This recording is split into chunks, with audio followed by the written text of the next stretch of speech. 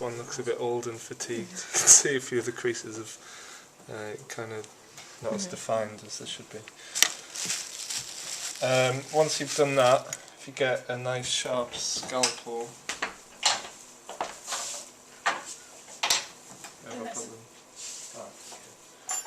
nice sharp scalpel, we're just going to cut all the way down the middle. Got a bit of grain on that. Yeah. So it's quite soft once you get that off. You should be able to cut straight through quite easily. So start right at the front.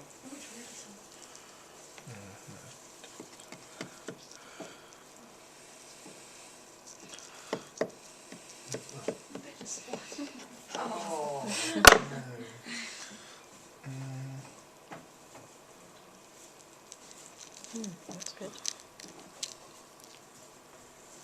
Hold on, can tear that. So now should have two big bits as so. Yep, can you see? Okay, right, this is where it gets a little bit more difficult. Seeing the optic nerves underneath, you might have, if you're very, very lucky, you might have pituitary gland underneath, which should be, you might not have it. Sometimes they leave them on, sometimes they don't. Pituitary gland should be around here somewhere. Mine hasn't got one on. Should be like a little blackish ball. No? Okay, sometimes you get it, sometimes you don't. What can we have a look at? This is your cerebellum at the back, the thing that looks like a little tree at the back. Yep. This is, it controls all your automatic movement. So all your automatic sensations and stuff like that, that's controlled by your cerebellum at the back. Obviously this goes to your spinal column, just along here. This is your medulla oblongata, which takes messages from the brain, from the body to the brain and vice versa. What have we got? Right, we've got the lobes, which you can see on your sheet. You've got, obviously you've got your frontal lobe. If we look at the outside of it, let's turn around this way. You've got your frontal lobe, obviously at the front, makes sense. Your frontal lobe is in charge of a lot of problem solving, organising, things like that. Schizophrenics tend to have found that schizophrenics have damage to this frontal lobe, which means they have problems in problem solving and organising tasks. You've got the parietal lobe, which is a little bit further back, just at the top here. You've got your temporal lobe down the bottom. You've got the occipital lobe at the back. You obviously got the cerebellum. Your pons here. This is where your corpus callosum from both hemispheres meet. What that means is, if you have a look over this side, your corpus callosum is all this white matter here. White matter, if you think of white and grey matter, you've obviously got your light stuff here and you've got the grey matter here. If you think of your brain as like a computer, your grey matter is basically the actual computer, so it's the desktop. All the white matter is all your cables tying everything together. So your corpus callosum is basically lots of nerves which are firing messages in between the two hemispheres, because your hemispheres do different jobs. Your corpus callosum is the bulk of all them hemispheres which are passing messages across the hemisphere, across the brain. What else have we got? Yeah, sorry, your pons, which I was saying before. Your pons is where the corpus callosum share the messages, basically. So there is the idea that the larger your pons, then the more likely you are to be intelligent. And it's very spurious evidence. Apparently Einstein had a very large pons. What else have we got? Right, if we look inside the brain, we've got your corpus callosum, which goes around here. You've got your thalamus and cingulate gyrus. Sorry, I should be pointing around here. This is where a lot of the most important stuff in the brain is. You've got next to your thalamus, you've got a ventricle. If you want to get your prodder, just put underneath that white section, you should be able to stick your prodder in. That's basically a ventricle, so it allows for good blood supply. And there's your thalamus. Your thalamus is in control of a lot of homeostatic stuff. It's too active in people with OCD, or there's evidence for it being too active in people with OCD. What else have we got? Your hypothalamus is around here as well. It's very hard to detect in sheep's brains because they're very small. So if we have a look, what we might have to do is cut the first part open. Or more general stuff you can see at the bottom diagram. You've got your frontal lobe, you've got your motor speech of what's known as Broca's area around here. That's where all your speech comes from, so speech and language. Any damage to that, and then you have aphasias where you can't speak or understand language. We have reading comprehension, which is around here in the parietal lobe. Obviously if you have damage to that you can't read properly. And we have speech, which is further over here. This is vernix area, so you don't understand speech. What else have we got? Right, if you want to, what we'll do is we'll do what's known as a sagittal section, which is about, if you go about a third of the way along the brain and just chop the front off. Okay.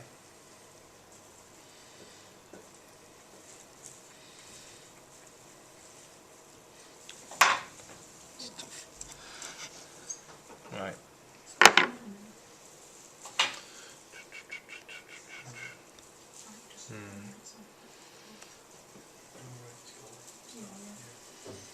I can never ever find the amygdala. It's really annoying.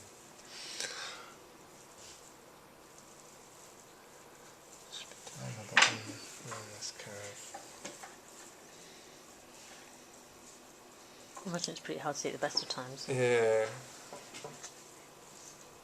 I might not have cut further enough down. Anyway, the grey matter that you see in here, around here, is what's known as the basal ganglia. It is related to your movement, emotions and senses, and if there's damage to this, there has been, looking at schizophrenic brains, damage to this has been linked to an explanation of why they have hallucination, if they have movement and sensory damage as well, and emotions. The amygdala, which I'm really sorry but can't see because it's very small, the amygdala is basically the part of your brain, a lot to do with emotions, and being able to understand other people as well. So if you have damage to there, then you wouldn't be able to understand facial expressions and be able to put yourself in different people's shoes and perspective and things like that. Your hippocampus, which again is really difficult to see, where are we? No, must be further back. Your hippocampus, which is around your thalamus, around here, so it's buried in this bit here.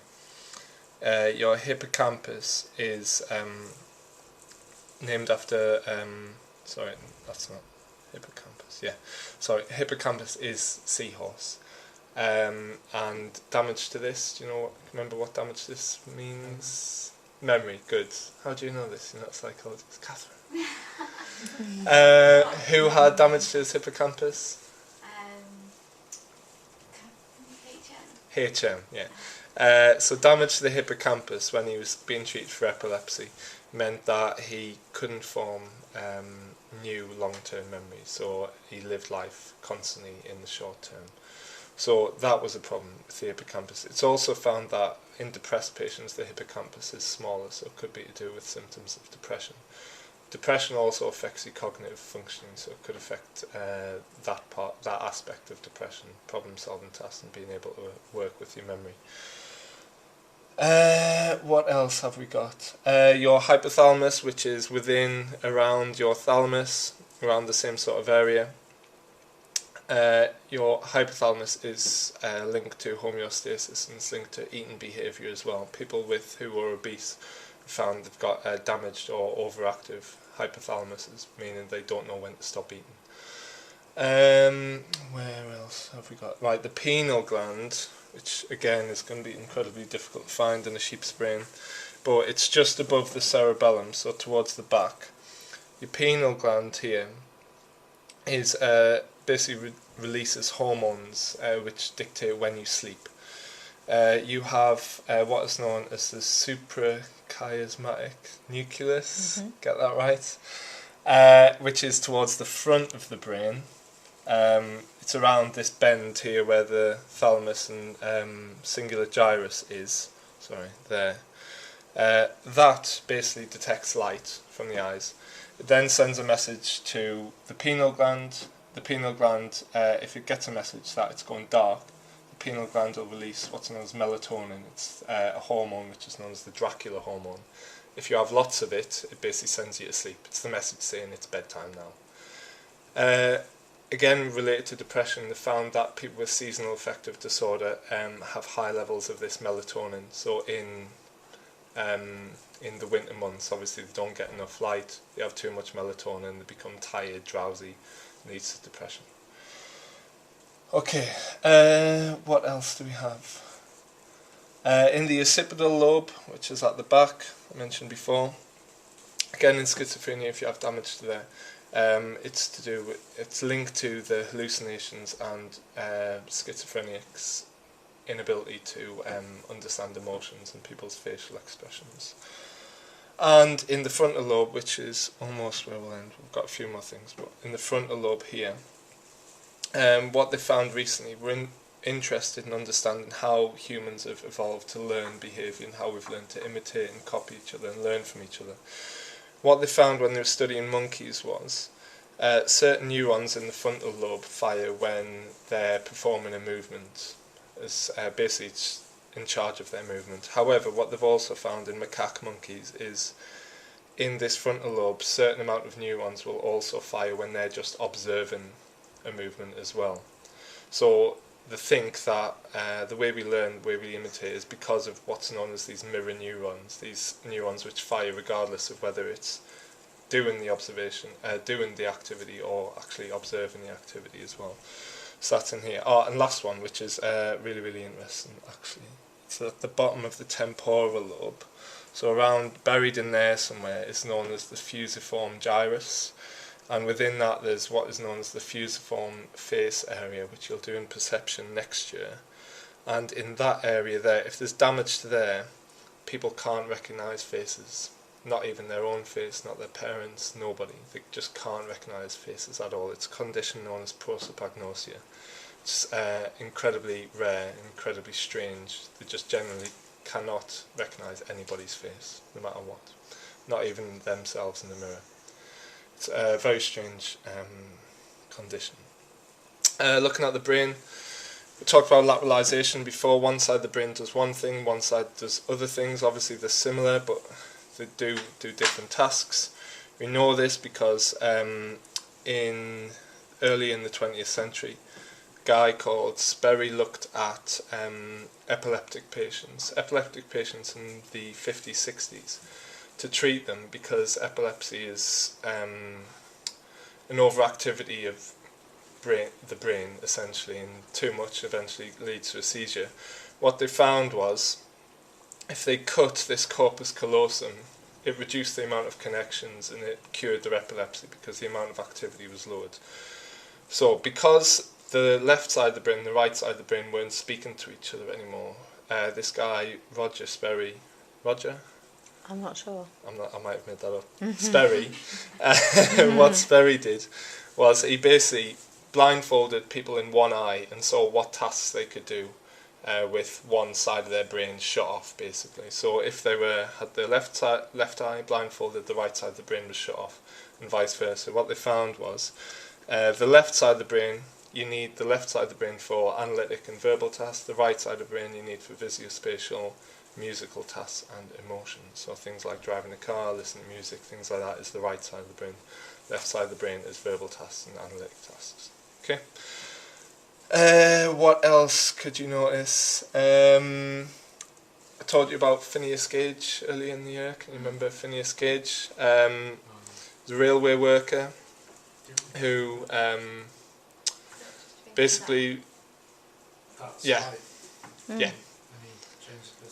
Yeah, changed personality. He was a railway worker who was working on the railway tracks, and an iron rod exploded right next to him, basically went in through his left hemisphere, the front of left hemisphere, and came out his right, interfered with frontal lobe and sections of the amygdala. It was like that, essentially. Survived, somehow. And came out, but went from a very pleasant, mild-mannered family man to guy with basically almost bipolar disorder, in the fact he was very manic. He had very angry a lot of the time. So that shows that areas of the brain must be to do with, well, localized functions of the brain if you can change someone's personality like that. Lastly, talking about surgery again. I mean, obviously that was accidental surgery, but you'll be shocked to hear that brain surgery happens in, or will happen in the 20th century, which wasn't accidental. A guy called Moniz, who was Portuguese, won the Nobel Prize for trying to treat depression, schizophrenia and mania by basically getting an ice pick or something similar going in through behind the eye, which was doused with alcohol, so basically through the tear duct, and basically damaging this frontal lobe to try and treat depression, schizophrenia and mania. Or sometimes he cut things with wire inside the brain. It worked with some people it didn't, and there was obviously problems. Another guy called Freeman, who was an American, used to do this as well, and he was a bit of a showboater, so sometimes he would do 2 eyes at a time, so one hand each, and he'd put on a performance, and he'd get theatres coming to watch this surgery trying to treat epilepsy. Was he the one that was teaching? No, it wasn't, but it was along the same lines. Is that a trans-level lobotomy? Yeah. So yeah, he used to do that. Basically, no idea how it worked, no idea whether it worked or long-lasting damage. And he did about 20,000 of these in America before someone stopped him in 1957 and said, you should probably investigate what you're actually doing before you carry on doing this, because there was limited success. But anyway, so that's pretty much it. Is that okay? Yeah? Any questions?